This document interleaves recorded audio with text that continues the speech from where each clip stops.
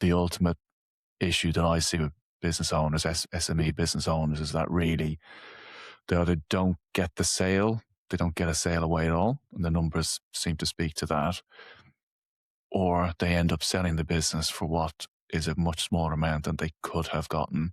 given their years of work, their late nights, their weekends, than if they just put a bit of time and effort and a bit of planning into their exit. It can make such a big difference. And so that's, having seen it in practice myself, or when I say in practice, I've seen the amount of work and effort and money and investment it takes to get an exit away fairly successfully when you've left it too late.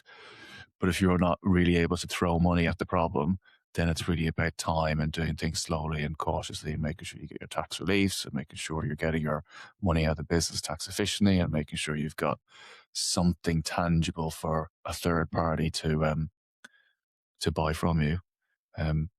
as part of my CFO work with growing businesses, I help them acquire businesses. So I'm on the other side of the fence for those clients, where I'm looking deeply into what we might be looking to acquire and finding all the holes and finding all the gaps and saying, we shouldn't, we should take this off the price, we should take that off the price, we've got a concern, we should maybe walk away because of certain reasons. And some of that then feeds into the work I do with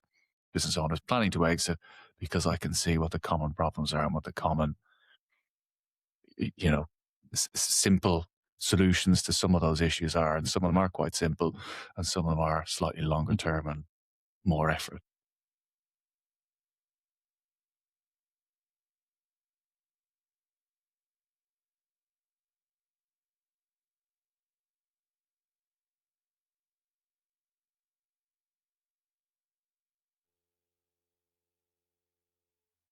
Yeah, I mean, if you're a solopreneur, it may just be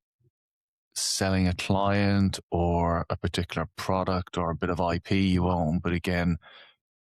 it's probably going to be a smaller market, more difficult to do, but probably still doable if you think about it and plan it ahead of time and make sure you've got something marketable and get out and get in front of the people who might be interested in it. It can still net you something from that work you've done historically. But typically what I tend to work with is businesses that are, they've grown above £1 million or €1 million turnover, typically around sort of 2, 3, 4 million, where they've got a number of staff, they've got a number of trading years behind them, they've built a reasonably a substantial business,